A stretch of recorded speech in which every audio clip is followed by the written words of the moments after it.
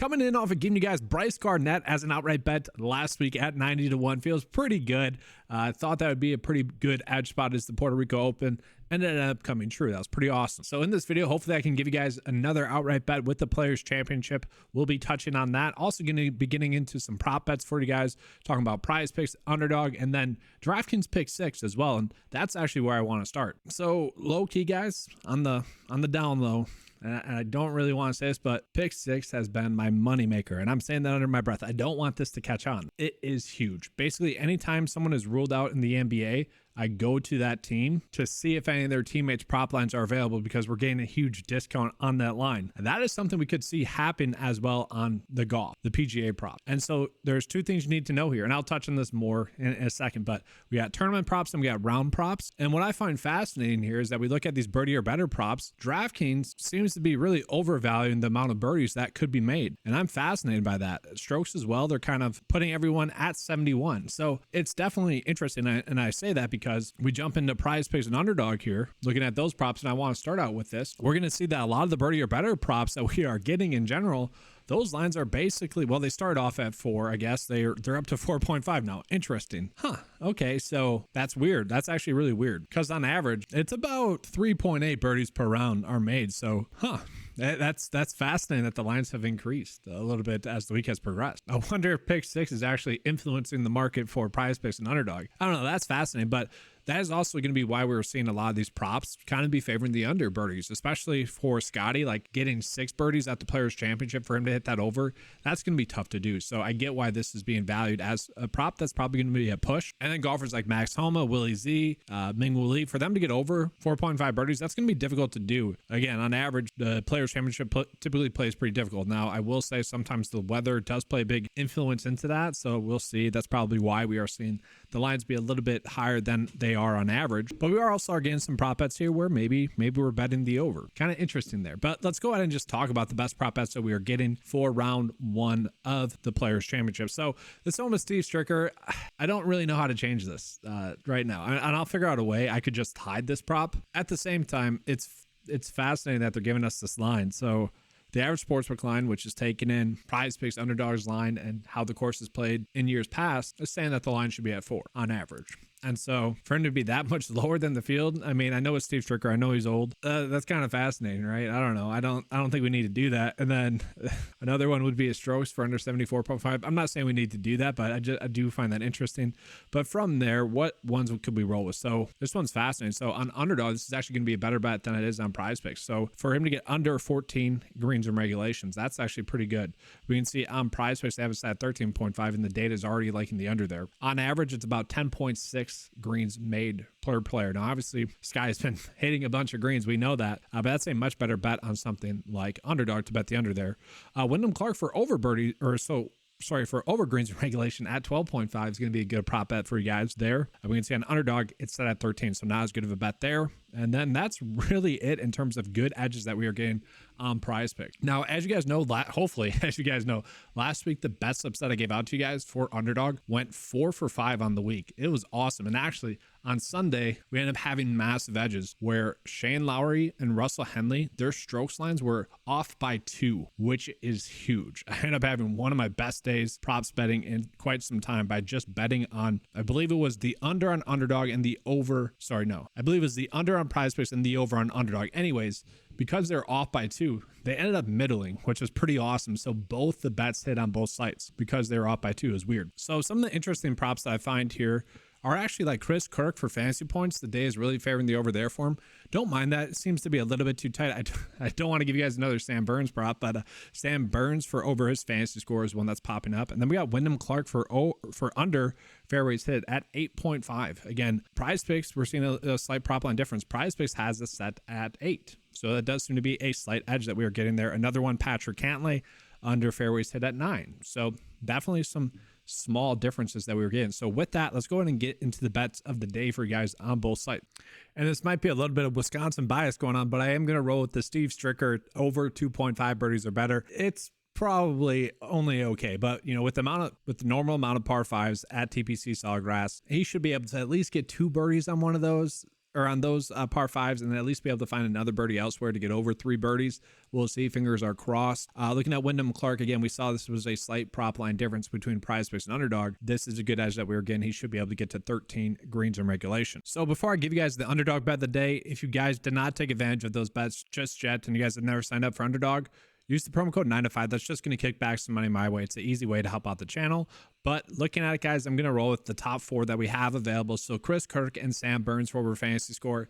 Again, given the fact that a lot of the props that we were seeing, pick 6, PrizePicks, Underdog, they're all saying that the course is going to play easier than it has in the past. These lines have actually not changed at all, which is kind of strange. So I do like the fact that we are still getting those for good over fantasy score prop bets. We are then attacking the 2 prop line differences that we slightly have. I know having Wyndham Clark for over greens and then having him for under fairways, it doesn't exactly make sense, but half of prop betting is just taking advantage of the difference of lines that we have, especially in golf. That's really where a lot of the big edges that we get have or comes from. And so PrizePicks has it set at 13.5 greens in regulation. We're going to bet the under then for Scotty to get over 14. Chances are this is going to be a push for 14 greens in regular. And then Wyndham Clark for last fairways hit 8.5. Again, really just hoping that he only hits 8. And now I will say, if for pick 6 purposes, just closing up the props bet, if we could just bet a lot of these unders basically for the tournament, for these golfers to make the cut, this is basically what we're doing here.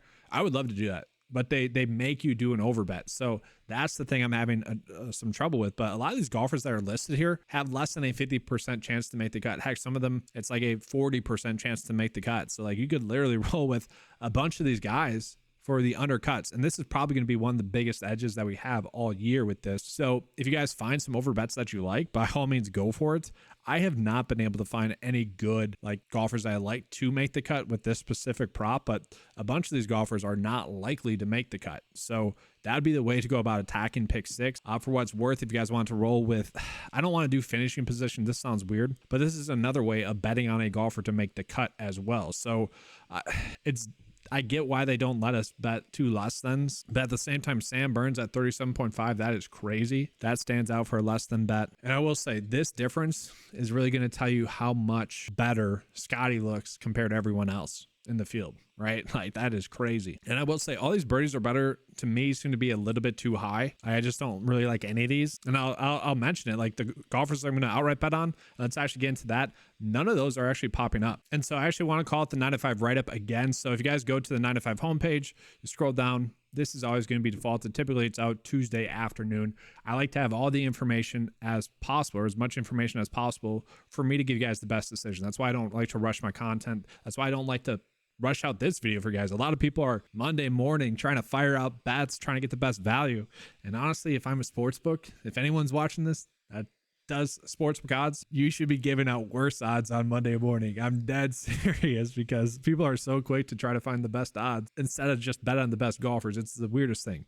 But that's why I like to wait to give content. So I do want to call it, I do have a few outright bets, but we're going to see that the shortest odds bet that I have this week is 40-1 for Sam Burns. Now, some of you guys might be wondering why that is. Well, I did put that in the write-up. So this season thus far, we've had a strange year in terms of predictable outright winners, but kind of in retrospect, it makes sense. Like this tab here, and I'll show you guys it on the cheat sheet, is essentially the AI of telling us when we have a good statistical outright bet for years past, based off the years past outright winners, which ones are good statistical outright winners. Well, thus far this season, we really haven't had that many. It's super crazy. Last week we had about 5, and Scotty Scheffler is one of those, right? So technically we're able to hit it with this. But every single other week, it's been 1 or 2 players. And I think in retrospect, that really tells us the variance that we have had and the kind of the unpredictability outright wise thus far this season. And again, that's what we have this week. So we only have 2 that are kind of the statistical outright good bets, Scotty and JT. Now, obviously, we don't really need to bet on those guys, but I just want to call it. That's going to lead to the variance. And that's kind of why I'm leaning more towards some of these golfers that have longer shot bet. But let's start out with Sam Burns. So he is at 40-1. Go ahead and look at the cheat sheet. He is kind of one of the players that really stands out, coming in as the 3rd best pick in the 9to5 model this week. So he is someone, to me, I really don't get the 40-1 odds. Okay. I know he hasn't had the best results here, but 2 top 30 finishes at this event 3 years ago, missed the cut. I don't really care about that too much. You know, obviously we'd love to see him make the cut, but everything else, guys, top 3 in recent form, just been a stud. We look at his recent starts. Awesome. Now, my one worry is that I watched a lot of his golf shots last week, and a lot of them left some to be desired. Like, he would have had a much better round had he really just hit some easy shots, and maybe he was trying to push it too much, but that was a little bit concerning to me. But we see a top 10, a third, top 10, top 6. He's had some good results. Okay. 6th best staff in the field, 3rd best pick in the 9 to 5 mile, 3rd best specialist. For those that don't know what specialist is, a lot of times you'll see people maybe promote comp course history, which not the best. I get why it happens. And so the specialist data is kind of taking all the unique characteristics for that week's tournament and putting that into a data point. So a better version of doing that. But he is looking like a great play. And so Sam Burns, we're going to see, we're getting basically the exact same lines across the board, 40-1 for him to win. Now, some other decent bets that we have. I mean, for him to top 20, you can give him at 1.8-1. I feel like those are pretty good odds there. For him to top 10, 3.6-1. That's only okay. I probably don't feel the need to go out of my way to target that. Now, the next golfers that I've listed here are ones that to me just, I'm probably getting suckered into the value of this week, but we have just so many great values. And obviously that worked out last week with Brice Garnett at 90-1, but this is, it's interesting. So let's start with Tony Finau, who I feel like is just vastly getting overlooked by a lot of people. And so Tony Finau is coming in as a top 9 pick. Again, I'm probably liking the value a little bit too much, but in terms of upside, I think it's there. We look at his recent form, really 3 out of his past 4 starts have been top 20 finishes, which we like to see. When he's made the cut here, top 20 finishes. Really good staff hit, 4th best staff in the field. And that's really what I'm hanging my hat on with Tony Finau. If he can make some putts, he's going to do pretty well. I mean, that's the case with Scotty every single week, right? But when we look at his data, really the biggest concern that we have is going to be 2 missed cuts in here. Now, I will say in some of the years past, we have seen some pretty big weather splits in terms of golfers getting bad AM, PM tee times and the weather just playing a big role. I don't want to look into that and like change my mind on a play because of that. But maybe that happened with Finau. Like, I don't want that to be a reason why I like a player more or less. I want the data to tell me who those are, but I am really defaulting to golfers that are the best stat fits. And Tony Finau is the 4th best in the field, has good enough course history. I really like that, but admittedly so, I'm probably just falling in love with the numbers that we can get from him a little bit better. 60-1 for a guy that's a top 4 stat fit for a guy like Tony Finau. And it might just be a little bit too much name value for me, but he really stands out to me. We can see across the board, we are getting some pretty darn good odds from Tony Finau. And so, yeah, if you wanted to bet him to even top 20, 2.3-1. I mean, that just seems like very good odds. We just saw that he has finished around top 20 in his 2 made cuts here. So we're essentially just betting on him to make the cut and then give us a desirable finish. If you want to bet him to make the cut, that's not a bad bet. In some cases, you can get him at, almost half, 0.5-1. That's not bad. And now let's go ahead and get into the fun part. We have a lot of great value bets. Some of them have come down a little bit. I will admit the first one's going to be Tom Hoge. Everyone seems to be on him, as they should be. Okay, Tom Hoge makes a ton of sense. He is down to 70-1. That is a little bit of the unfortunate side of doing a video a little bit later, but still, he is a great outright bet. He is someone that really is the closest thing to really checking all the boxes, besides maybe Justin Thomas. Brian Harmon, almost as well, but he's just not as desirable as a play as someone like Tom Hoge. So guys, Tom Hoge, again, he's the closest thing to coming into checking all the boxes this week. And what I mean by that is like the 4 key metrics that we like to use to predict golfers: course history, recent form, stat fit, and specialist data. If we want to toss that in there, he is top 30 or better in all those. The only concern that I have is looking at the key stat data. So key stat data is going to be total driving for key stat number 2, really not ranking out well in the field. So like if we see him struggle, it's going to be because of that. Ball striking also, like those 2 stats do worry me, but that hasn't really led to that many bogeys for him, as he is 18th in the field in birdie to bogey ratio. So I'm definitely okay with that. Looking at his recent form, he's going to be the 6th best in recent form. Like, we can see why, guys. The 12th, 28th, 8th, 17th, 6th, 1 bad start, and then a 17th place finish. Like, really good stuff there from Tom Hoge. And he also has great course history here, guys. That is extremely tough to find. 4th, 33rd, 22nd, and 30th. I mean, really just great starts from him there. And so when we look at the odds that we can get for him, I'm actually a little bit fascinated that you can get him to like top 20 at 2.6-1. I mean, that is kind of fascinating to me. I think that's a very good line that we are getting for Tom Hoge. But at 70-1, I do still think he makes for a great outright bet. Now, one play that's essentially the exact same thing as Tom Hoge, just a little bit better of a staff fit and, slightly worse course history, is actually Keith Mitchell. And you can get him at 100-1 on FanDuel, guys. That is insanely good odds. And he is someone that is much more of a hit or miss type player. And so if he's on his game, I love that. And like, it is crazy that we were getting this good of a play at 100-1. And like even DraftKings wise, like he's too cheap, kind of clearly too cheap.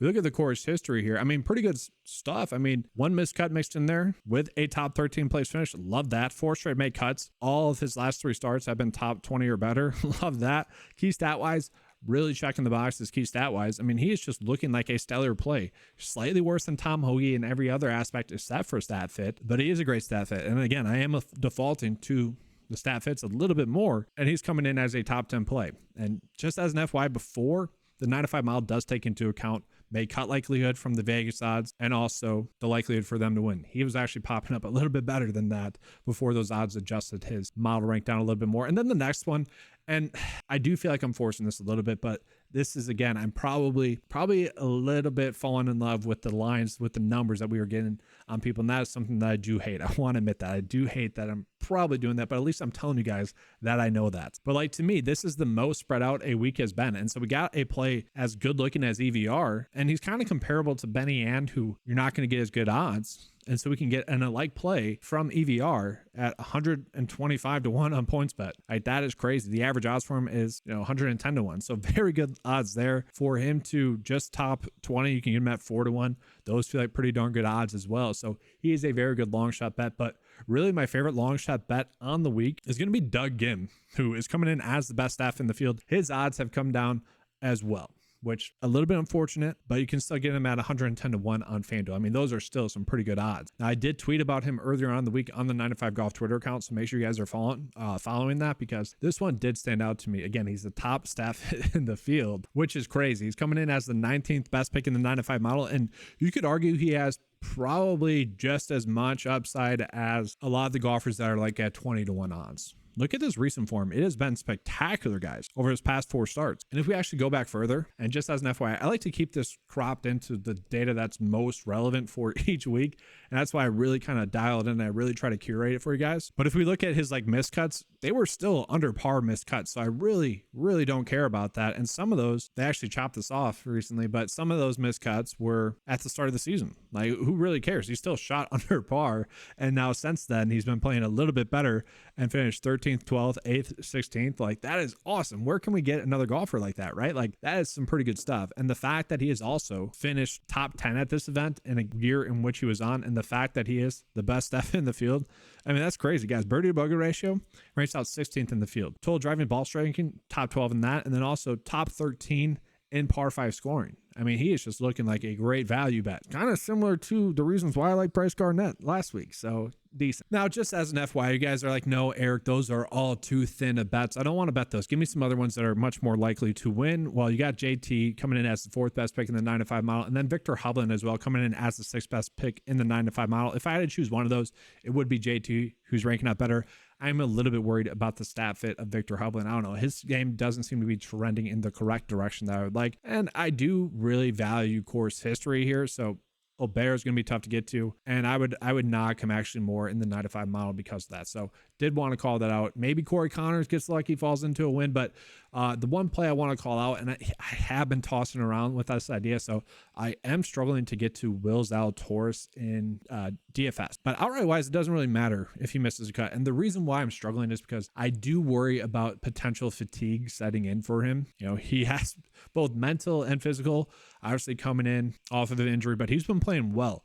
And he has been someone that really has seemed like he probably should win. And this almost seems like a perfect spot for Zalatoris to get a W. And I probably should have looked this up specifically, but I'm pretty sure the 71st place finish last year was partially due to him being a little bit injured. And so if you make that maybe a little bit better of a finish or just cross that off, he's at a 26th and 21st place finish here. Pretty good in birdie to bogey ratio and par 5 scoring. Okay in total driving ball striking. Don't really care too much about that, but he is one that I do think is a good outright bet. I think it's a very logical outright bet. You can get him at 33-1 odds. It's more of a feeling bet, and it does kind of feel like he is probably due to win an event. But real quickly, let's go ahead and show you guys some first round leader bets and some matchup bets for round 1. And so what I like to do is I really just like to dial in on the golfers that have the AMT times and really just bet in a full tournament field the top 7 golfers most likely to have the first round lead. So that's what I'm sorting by right now. So first round lead, early tee times, and then I put in the 9 to 5 rank using the optional metric right there.